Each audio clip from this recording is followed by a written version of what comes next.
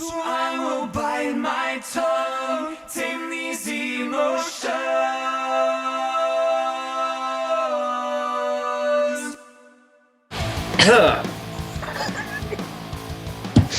All right, everybody, welcome to the third installation of No Small Podcast, which is not a podcast yet. People have requested it. Josh refuses to do it, solely on the principle of Brandon not liking it.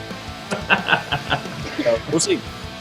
But we have for you on this episode a very special guest with us.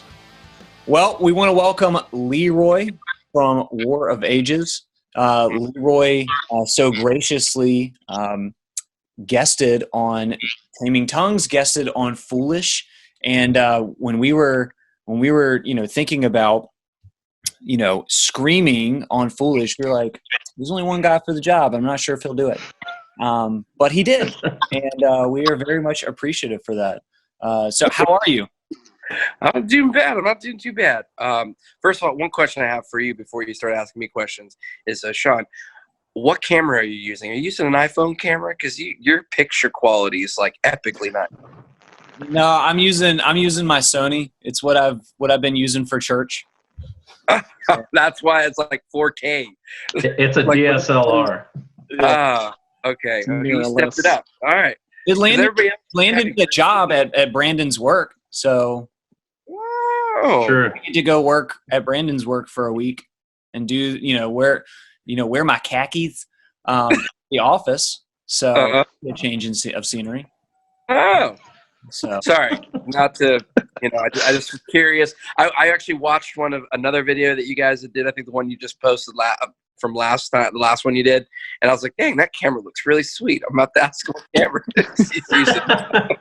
Yeah, we do a lot of Zoom calls for church and meetings and all that kind of stuff. We've been going straight Zoom, and I'm always like, okay, that person's got like a weak camera. Okay, that person's got a decent camera.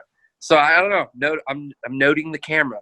Well done, sir. iPhones have been pretty well. They've worked pretty good. So, but what you cannot find is the capture device that you plug the camera into it and plug that into the computer.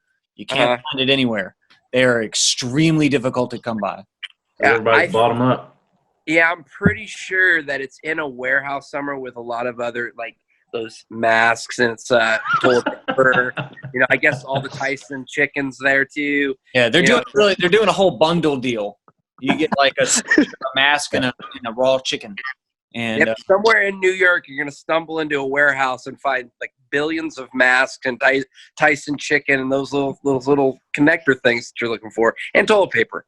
Yeah, but it'll be after we don't need them. Oh yeah, way after with all the hula hoops. Yeah, exactly.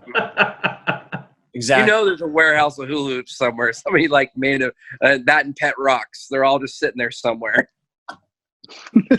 Well, speaking of things that will just make you angry to the point of boiling over, you like how I'm transitioning this? This song is totally about anger. This song is totally about what happens, I guess, when our words get the best of us, when they turn into to actions of anger. And so we use the I was honestly way off. I thought this was about like brushing your teeth, but actually brushing your tongue. Yeah, a lot of people don't do that. So I was like, that's pretty epic. So when I was screaming those lyrics, and that's exactly what I said to Justin when he was recording me. I was like, oh, dude, this is a pretty dope song about like the importance of brushing your tongue while you brush your teeth. So it's a hygienic song. Yeah, it was like when you like are eating and you accidentally bite your tongue, and he's like, I'm just gonna do that on purpose because it feels good. Yeah. Sorry. Anyway, go ahead. I'm sorry. It's all good. But we use that volcano imagery in it. This is the most fun I've had in a while. Just wanted to say that. Yeah, Brandon doesn't get out, Brandon. Like, you can't. So. Yeah. Especially since like Leroy, you're Brandon's idol, and he has a shirtless poster of you. In his room. I've sold a few of them on my online store. shirtless picture. I got mine off of eBay. You're welcome, dude. Yeah. I just remember walking into a friend of mine. The funny story. There's actually one picture that I have that I legitimately photo opt with my shirt off, which does not happen ever. And this one was because it was our firstborn. The photographer that was taking a picture of me and my daughter, my wife, she goes, "How about we do a picture with your shirt off?" And I'm like, what? Like, what you just ask of me? But anyway, so I took my shirt off, got like on all fours kind of thing, laying down on my stomach, and then put my Scarlett, my oldest, on my back. And dude, no joke, the first time I ever take my shirt off, take a picture, she's sitting there all comfy. She pisses all over my back. No joke. So is that the picture you have of me on your wall? Actually, if anybody listening right now, if you wait to the end of the podcast episode, you'll have that as a bonus feature. Yeah, we're gonna sell it in our online store. I'm positive it's on We're one of my gonna social medias. You can grab that off there and show, like, here's the one where he was pissed on right here. Yeah, I remember a friend of mine in middle school. I went over to his house and he had a shirtless picture of Arnold Schwarzenegger in his bedroom, and I was like, "Why do you have that on your wall?" He was like, Okay, so it wasn't on the ceiling, on his wall. It was on his wall, wasn't on the ceiling. Okay, not as bad. Okay. Yeah, he was like, it inspires me. And I was like, I don't think you know anything about Arnold Schwarzenegger. But we're just going to leave that alone. So What are we talking about? I don't even know. People probably already turned this off. Taming Tongues, dude. Taming Tongues. Yeah. It's like flaming. Yeah. So, All right. Foolish. Continue. yeah. Well, I guess what were your initial thoughts when I sent you the song? Other than this sucks. I can't believe I'm getting myself into this. So one thing I could say is when you had first asked me, I knew of you guys because of the fact that you signed to Face Down, and I usually try to stay up at least with who's on the label or what new bands are being signed. But I will say that, like, I don't listen to a lot of bands anymore in regards to, like, that I don't know. If I don't know them personally, then I typically just don't venture out and listen unless I'm friends with a band. And then if they come out with a new record, then I'll listen to it, just because in general, heavy music, I've listened to it for so long and heard everything at this point that I'm just kind of like, yeah, cool. So if I'm attached to a band because I know them personally, then I'll listen a little bit more. Or if they ask me to sing on it, then I'll listen and I'll kind of see if this is something that I can even help out with or do, But when you had asked me, Jason spoke really highly of you guys. And I have obviously not met any of you yet, but I listened to a couple of your tracks that I could find. I was like, okay, yeah, these guys are a little more like rock, a little more not metal or anything like that. So I accepted the challenge because I was like, okay, this could be interesting, could sound good. And then I listened to the song. You actually sent me the song, and I listened to that, and I really was like, yeah, this is actually, I think this could be pretty dope. I did not know what it was going to sound like, as far as when I put my scream to it, but I could kind of hear what I was going for, maybe what you guys were going for. And then, yeah, I just went in, I asked Justin if he could record. He had some time, and so I recorded with him. And as we were recording, I really liked the lyrics. And typically when I record for a band, sometimes I'll kind of change lyrics a little bit, or I'll change phrasing, and I'll change little things. But honestly, the way that it was laid out, I think I changed a little bit. I can't remember what it was originally. It was really just the cadence of one line. Yes, and line that like, hey, do whatever you want to do with this. Yeah, right, exactly. And that was like that. Honestly, the part as a whole was, didn't really need much as far as like my creative, whatever I felt like I could add to it creatively was more just in my scream, which was just layering things and doing highs and lows and just trying to really make it full for you guys. Not foolish, but full for you guys. So yeah, I mean, I liked it. It's killer. And then I really got into your guys' music, and when you guys did a little like stint of touring with us, that's when I really liked you guys. Like your record, and you're like, okay, but you guys were really awesome to tour with, even though it was like a couple of days. But then seeing you guys live, dude, you guys kill it live. And Thanks, man. yeah, it's refreshing because it wasn't the same thing. And I honestly felt like you guys fit really well with the package. You know, you guys were kind of like a good different, you know, and I felt like our fans were like, oh, okay, yeah. You know, because it's hard to break through a heavy crowd unless you're just good. You know, you have to be like really solid. And then they're like, okay, yeah, this is a good band. So I feel like when you first start, people are like, oh. And then when you actually get going, they're like, oh, okay. Like they're like not a local band. They're actually, you know, so. And you and I talked about that on the road, about that, you know, just that variety. Cause I was kind of feeling, you know, I feel intimidated when I walk into those places, you know, I mean, they're expecting War of Ages and expecting at least something similar to that. And Right.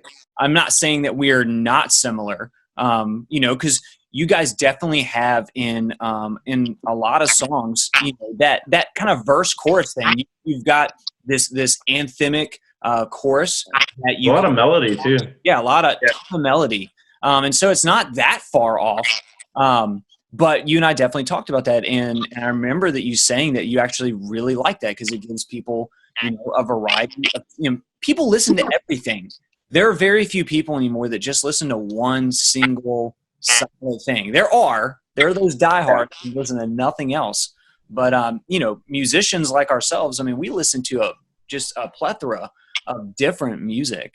And so I really appreciated that. And I really thought that was really the thought and feeling behind this song, was that we were gonna bring some of what we had done with Dens and make it, you know, bring this kind of heavy element into it. And it wasn't something that will continue or carry on in this, or this is our sound now, but something is like, hey, when these two sounds come together, like this is what it sounds like, and it can be pretty Right. cool. And yeah, we really thought that, especially with what the song was about anger and about kind of that lashing out, was that, you know, it needed to be screamed to really, you get this volcanic spewing out picture. You know, you can't have like, you know, Yeah, it's cathartic, right? Like singing those parts. Yeah, the music and the screaming and everything, it's cathartic. Like that's part of what we're trying to do with the song. Right. Yeah, and I just thought of something as you were talking, going back to what we were talking about before. We played with you guys at a festival, and I brought my daughter with me, and it was Sean, it was you and your wife. What was your wife's name again? I'm sorry. Tiffany, that's right. So you and Tiffany took care of Scarlett. So I knew you were good people. Because I think that happened prior to you even asking me to sing on the record. Yeah. You know, I just remember that. I was like, they're good people. Yeah, I'll scream on the record. You know, and we survived a tornado. We survived a tornado there together. Dude, that was nuts. So, you know, we had my daughter is so bummed because I was like, oh, there's like a toy, there's a tent you can play in. It's gonna be so much fun. And then we get there, it's like everything is destroyed. And she's like, can we just go walk around? I'm like, girl, it's like muddy out there. She's like, can we go walk around? I'm like, all right, let's go try to walk around.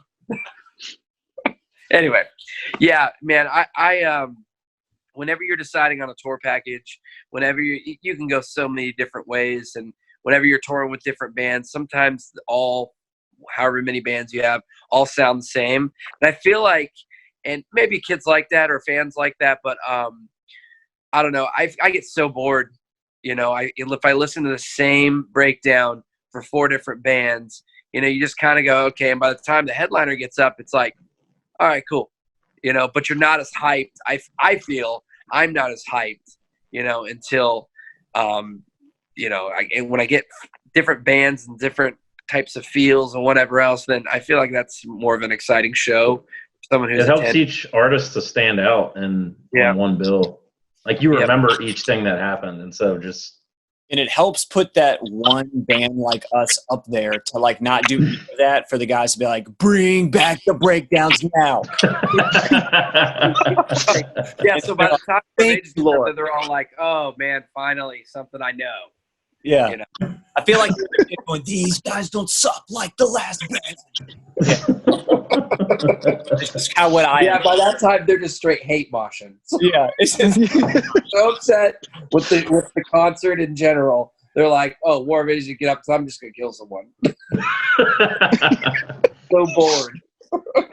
and I know like we've talked before with like we come in, even though we demo our songs out, and maybe this is similar to War of Ages, but you know, I kind of have you know, what I think the song's going to sound like in my head, and then Josh will come put a part down, and it completely kind of blows it out of the water, and it makes it a completely new song to me, and and I would say the same thing with your vocal when I got your take, is that it wasn't that I wasn't expecting that, but I wasn't expecting that, and Right. like, for a moment, I've got to sit back and like what I have to do with everybody's parts when I first get them is I've got to listen to that, and it takes me a couple times, and I'm like, okay, this is it. This is the song. This is what it is.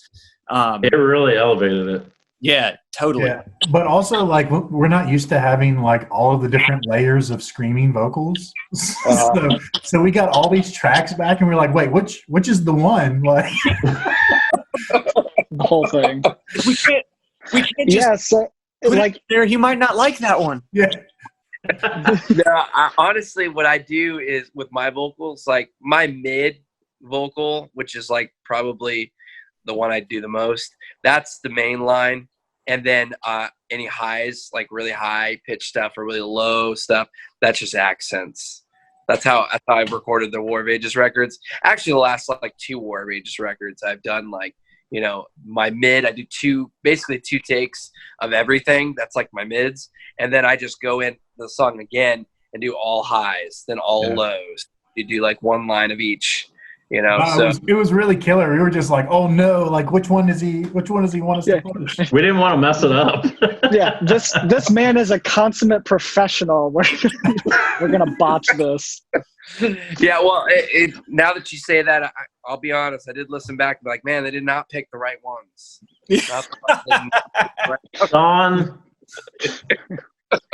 Now we know. Yeah, so I get like in a weird full circle sort of way, I laid down the rough take of that for that song for Leroy to reference, and then Leroy crushed it, and then we had to go on tour with War of Ages. And so I think we talked about this, but like there was this moment where we were sound checking, and I looked up, and Leroy was watching us sound check this song, and I was like, "Oh man, I'm screwing up his part in our song." I just froze. No, honestly, whenever you guys sing that song, I just close my eyes and put my hands in the air. Just so you know, just let it go, man. It's all good. Jesus, it's all good. So I guess Redeem all things. one of the things I did want to ask you, if you do want to divulge any information, so the lyricism in the chorus is, "I'll bite my tongue, tame these emotions. I will shut my mouth, swear I've done enough." You know, I know with me personally, something I deal with, the guys can attest to this on tour, when hotels give away our rooms or plans change because somebody doesn't do what they're supposed to do. I can get kind of angry sometimes, and it's something that I have to fight against. But with those lyrics in singing this, what does this song, I guess, mean to you, maybe on a personal level?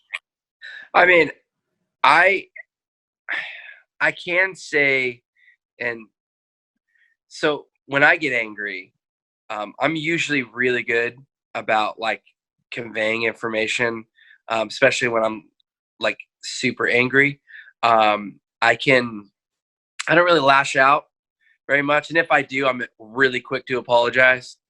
But my anger definitely stems more from the physical. Like when I'm angry, I'm usually I'm not like straight up violent where I just start killing people, or like knock somebody out.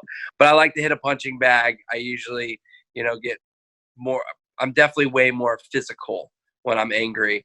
But as far as like when it's dealing with my kids or something like that, I feel like I fail like 24/7.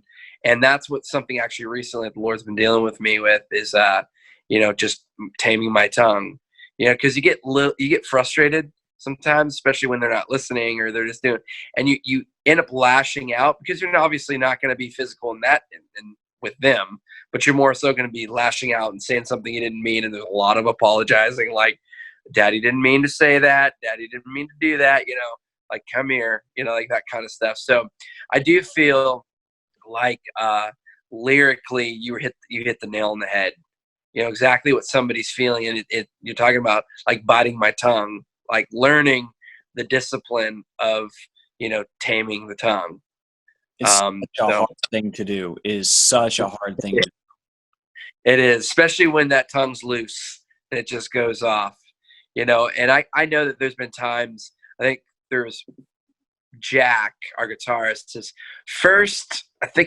it was his first experience with me when I lashed out at him on Supreme Chaos. I think it was his first record he did with us, and we were in the studio, and he had made a comment about a song, and it was a real pushy comment, and then I made a comment back that was like, okay, well, this is what's going to happen. We should try this. And then he had made and this is so long ago, I can't really remember, but he had made another comment back. And then I immediately lashed out, and something to the effect of like, this is my band. We'll do what I want to do, because this was his first record, and how dare you tell Leroy, anything, when it's his band, and it literally, the moment the words came out of my mouth, he was like, he got really quiet. He was like, oh, okay. Like almost like bummed out, like super bummed out. And literally, I did it in front of everyone, including our producer. And everybody got like super quiet, like Daddy's mad, And I said to Jack pretty much like right away, he would attest to this. I was like, bro, and I made sure I apologized in front of everyone. I said, I had no right to treat you like that. I had no right to tell you that. I'm like, let's work through this. Let's figure out what's best for the song or whatever, but man, did it come out, and I felt victorious. I was like, whoa, like, how dare you? I mean, and it's the crazy thing is that you usually do. It's like that, that chemical release in your brain. And it's just like, it feels like the right thing to do, but then immediately, or soon thereafter, it is. Yeah, it's like that was kind of the whole point of that second verse, was like that remorse. It's like, gosh, man, I cannot freaking believe I did this again. I can't believe we put ourselves here again. And like, you hate yourself for it almost immediately, just like you want it to outburst immediately. Like it's just that quick. It's crazy. Yeah, I use, even when I'm like marriage counseling someone, and I'm talking with them about like what goes on in a man's head, when it's like their wife is, upsets you, immediately in your mind you sit there and think like, how dare you talk to me like that? Like, I'm about to set you straight. I'm the man of the house. Like, that's what's going on in your head. And it's like, and then I have to look at them and go, does the Lord actually talk like that? Like, truly? Does he get up there and he's like, oh, how dare you, dude? I'm about to set the record straight. Does he even talk like that? Like, set her straight, man. Tell her. Set that woman down. Set her straight. It's like when you say it like that, you're like, that sounds really stupid, actually. As a matter of fact, like if you could tell yourself that prior to saying anything and then like echo that in your mind, you probably would say way less, and that tongue would be a lot more tamed, So, yeah, I mean, it's so true. And if you do let it go. You're just like, oh, you try to grab those words and pull them back in, but you're like, oh, well, let that one go. You know, it's always good to quickly apologize. Yeah. I remember telling, trying to start this with my son because I heard it, this kind of visual representation of this is that every time you say something mean, or you do something that, wrong that you shouldn't do, take a board and nail a nail in the board. Right. And then, when you, apologize for that or seek forgiveness for that, you go pull the nail out. But the lesson in it is you pull the nail out and the nail's gone, but what is still there? The hole in the wood, it's still there, and it's not that scar doesn't go away. There's nothing you can do to take that away. And so it's Wow. our words are like those nails. We may be able to, and this is what scares me, like you said, like with my kids, with a brother, with one of my brothers, we can work through it and move past it.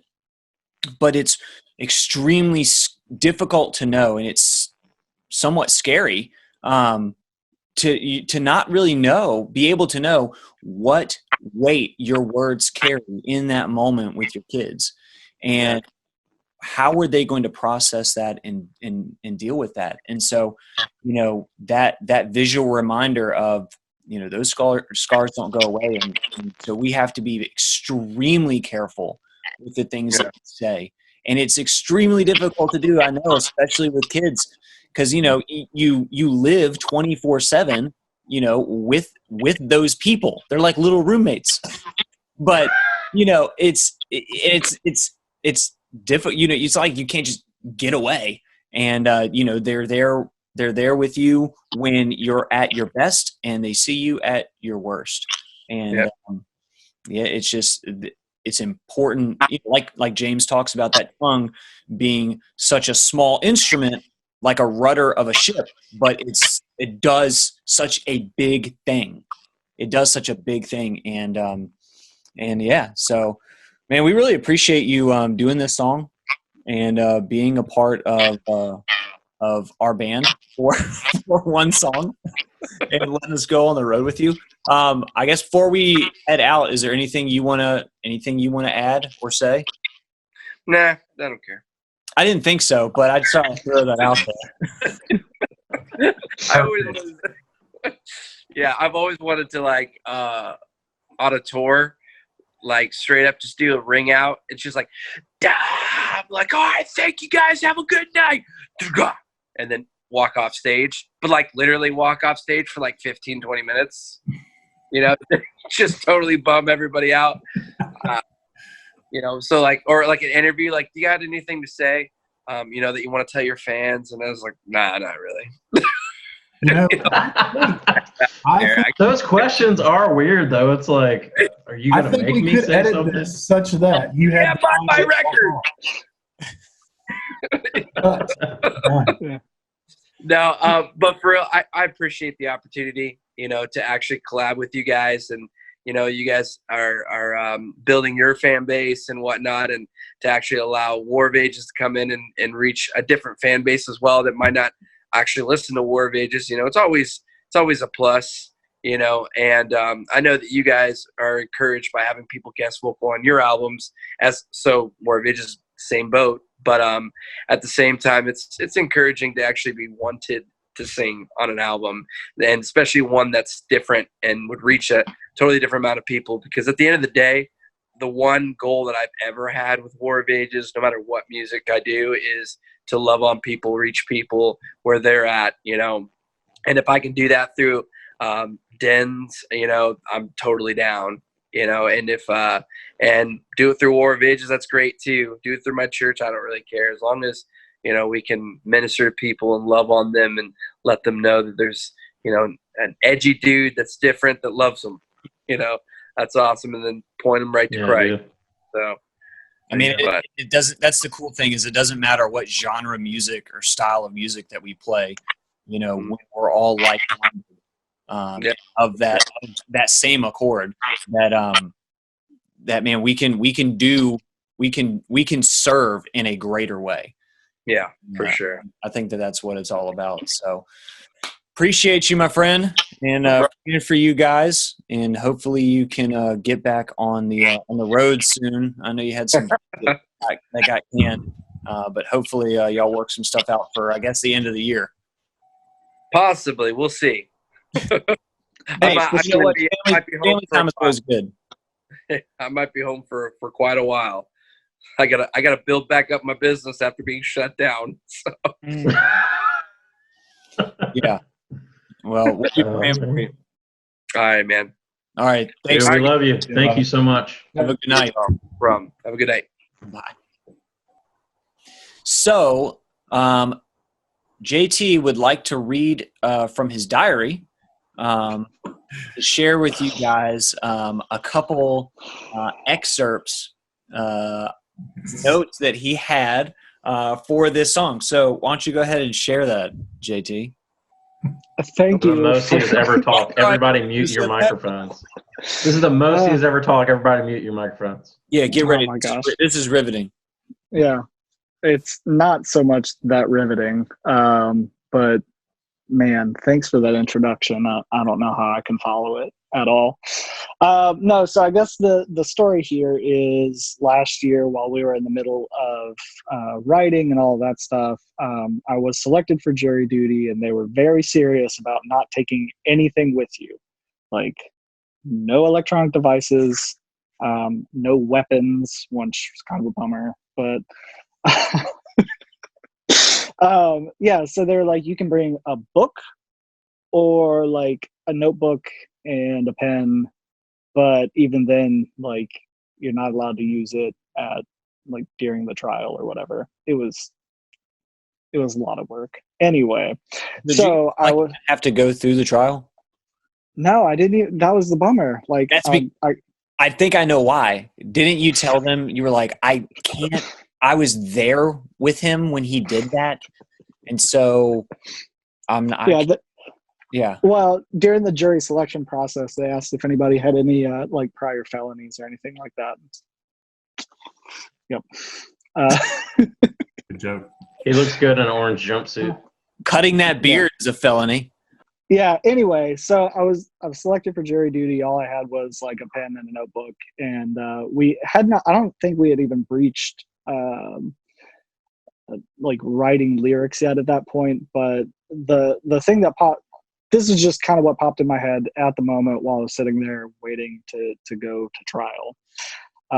So I wrote, I'm an unnatural disaster, a California wildfire, a fault line, the fault's mine, that I swallow people whole. You'll finally understand why storms are named after people. My anger, volcanic, my speech, vitriolic. I create islands, I am my own man. Percussive force, the shot heard round the world, it ought not be this way. When we do a rap album, we're gonna do spoken word. Yeah, we're gonna get some scenes, and never mind. Anyway, it's gonna be cool. But yeah, I mean, there were like, that was the beginning of a lot of different ideas on the album. So I guess I was grateful for the opportunity to serve in the court system for a day. So thanks. And that's where some of the lyrics came from. I didn't know that's where you got the ideas from.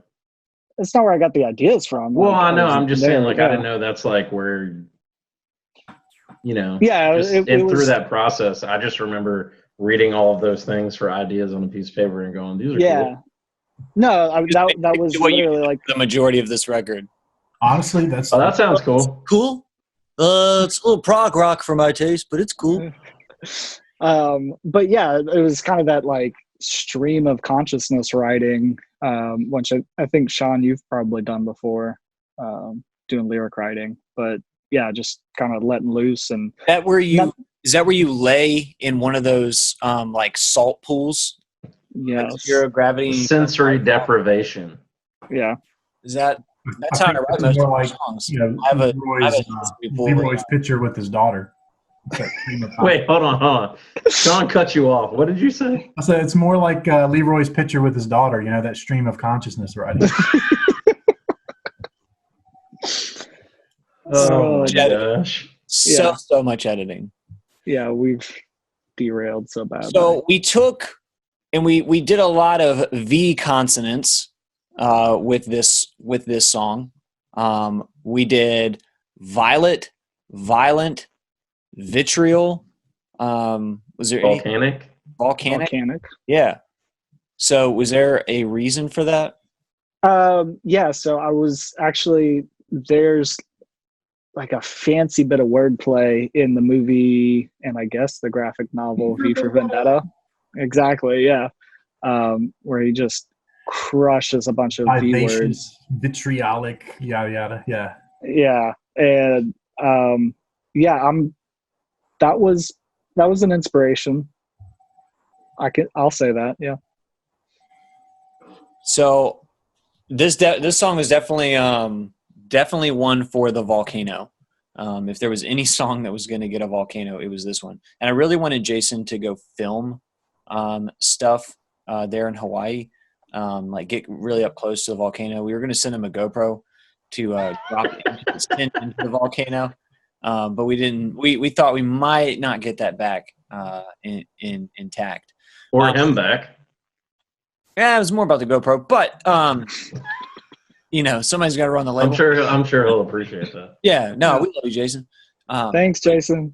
You would sacrifice yourself for any record of any face down band. That's how much you love us, and we appreciate it. We're from Virginia. Yep, that's true. Anyways, so we wanted to do a music video, but we'd never really be able to pull off a legit music video in general. So we just don't even try.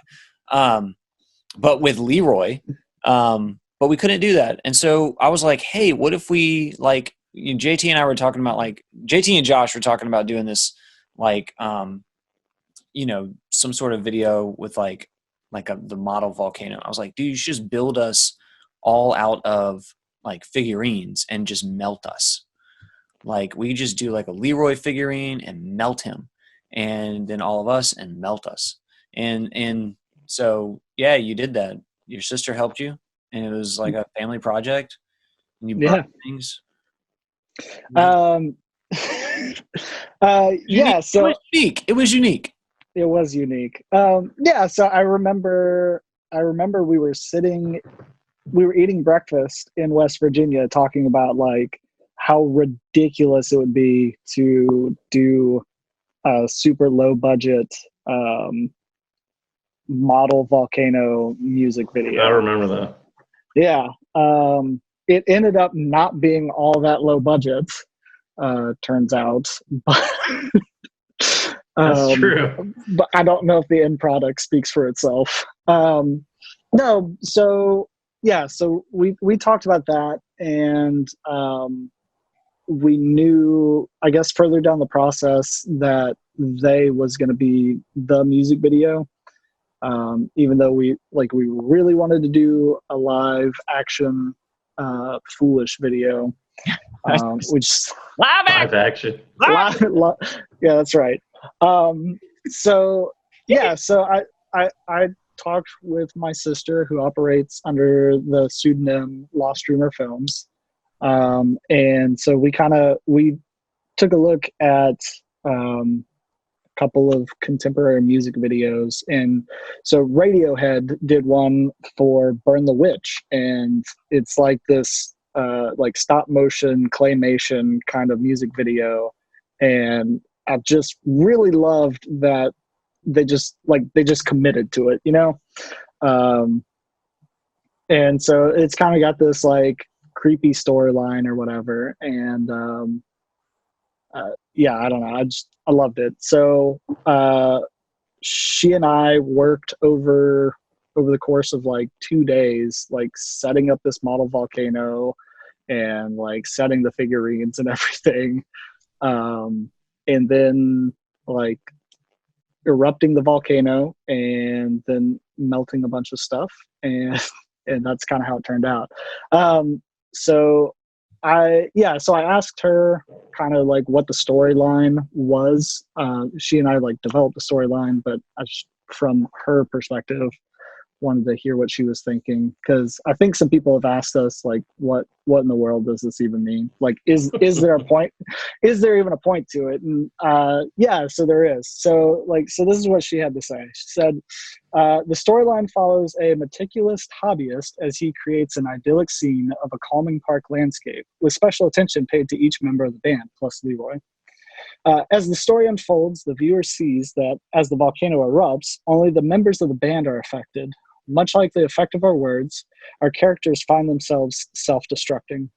There's a marked contrast between the picnic goers and lake sitters versus the entire band struggling to contain the damage they are doing.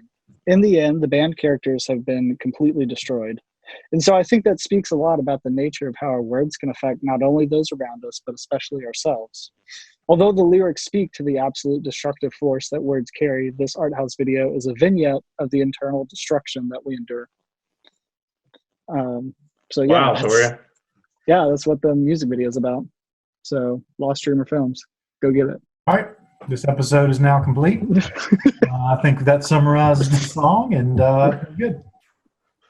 we can't follow that up. No, I don't even want to taint what she just wrote. I actually wanted to share some fun facts because this was on my mind during the writing process. I took a bunch of notes here, so we're just going to go for it. No, so okay, so yeah, so in West Virginia, we talked about, like, we knew that we wanted "Foolish" to be a volcano song, and so again, I don't know if this is like a Nat Geo like Weather Channel thing or whatever, but I just remember this documentary about. So in 1883, there was this eruption of the volcano Krakatoa, and we brought this up in West Virginia, and everybody's laughing at me. I don't even care. But dude, listen to these things. The third explosion is reported to be the loudest sound ever heard. At the epicenter of the eruption, it was estimated at 310 decibels. 120 is a rock concert. 150 is like standing next to a jet engine. 310 decibels. Yeah, 309 is Brandon's snare drum. That is true. With the ring. He's got to tune it first. Yeah, 310 decibels, enough to be heard 5,000 kilometers away. Even at 160 kilometers away, the sound was calculated to be 180 decibels. Which is still louder than a jet engine. And at 64 kilometers away, it had ruptured the eardrums of sailors who were like passing by. Were like the loudest thing ever heard. The energy released from the explosion has been estimated to be equal to about 200 megatons of TNT, which is 10,000 times more powerful than the atom bomb at Hiroshima. And 4 times more powerful than Tsar-Bomba, which is like the most explosive nuclear bomb ever detonated. The pressure wave was recorded going around the globe 3.5 times. So it erupted and they measured it going back and forth around the globe that many times. The global average temperatures fell by almost a degree the year following because so much ash had been like thrown up into the sky. And it actually changed the skyline for many years, producing a kind of a red skyline, which has been captured in a number of paintings. It was theorized that it was like that's in Munch's The Scream painting, like that is that skyline because it was affected by the eruption. And so, yes, I mean, that's kind of where my mind dwelt, was thinking about like this just absolutely like earth ripping volcano that was the loudest, most powerful thing to happen on earth, and how destructive it was. And in the same way, like our anger poured out in words is metaphorically that destructive. Yeah, that's cool. So that's your science lesson for the day. And this has been Science from Josh's bedroom. So families in quarantine who don't know how to teach their kids, here is an online lesson for you. Yeah. Yeah, no, so one thing that I really like about the song that we really hadn't talked about, at least in my mind, I don't know if anybody else thought of it this way, but when we were writing the lyrics and we knew that we needed to create lines for the screaming and then lines that we knew Sean was going to sing, I sort of thought of it as a Jekyll and Hyde kind of thing, and this cognitive dissonance that we have within ourselves when we're trying to control ourselves. Like on the one hand, we're trying to control it, and on the other hand, there's this erupting force within us that's trying to break through. And so Leroy's scream is like that voice fighting against Sean's, singing in the chorus. And like, I don't know if anybody's ever thought about the chorus that way, but at least that's how I was thinking about it when we wrote the lyrics, like this eruption versus the calming melody. Yeah. Definitely. Me too.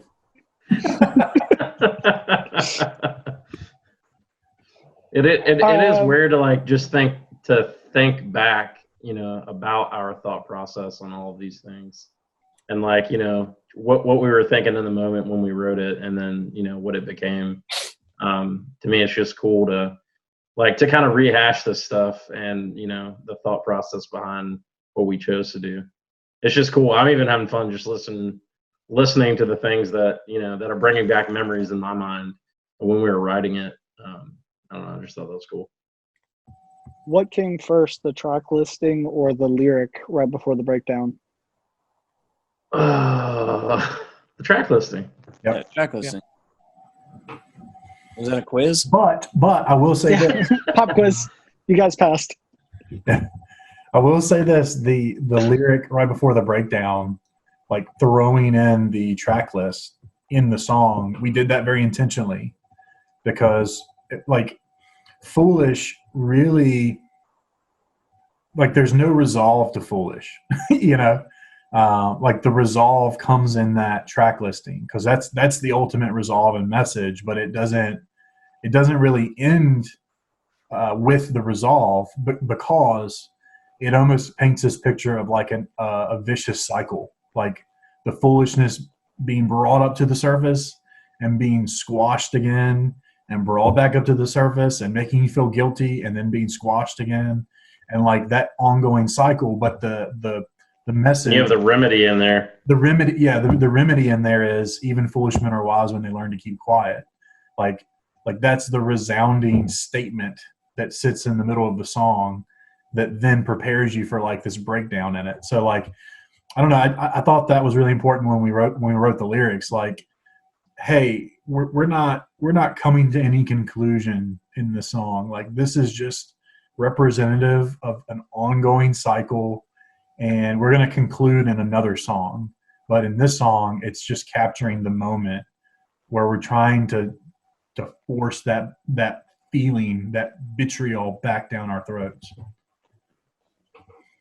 Yeah. Did you guys have any like major musical influences on this? Like anything that you were trying to, like, you knew that's what you wanted to hit? I think Under Oath was a pretty, old Under Oath, was a pretty big influence on, not new Under Oath. Unless New Under Oath is watching this, in which case, yeah. Believe me. Me Under Oath. Would they know if they were new or old Under Oath when they're watching it? Yeah, we're talking Cries of the Past here. Yeah. So much editing. I will say, like I had when we wrote this song, my lead stuff came last, and like I knew that the intro riff needed to be really fast and melodic too, but like the intro riff needed to capture like everyone's attention. So when I was thinking about that, I'm not gonna lie, man, some of my like that little I don't know if it's not I guess it's a 16th note. That came from an old a blues idea that I had learned and picked up back in the day. I just thought it was really cool, and it kind of did what I was looking for. And it took a while to figure that out, but yeah. So some blues influence there at the intro that maybe some of you guys like would never have thought that came from a blues riff, but it did. Nope. That's really cool. All right. Josh Waltman, why don't you take us out of this episode? Cool. Hey, guys.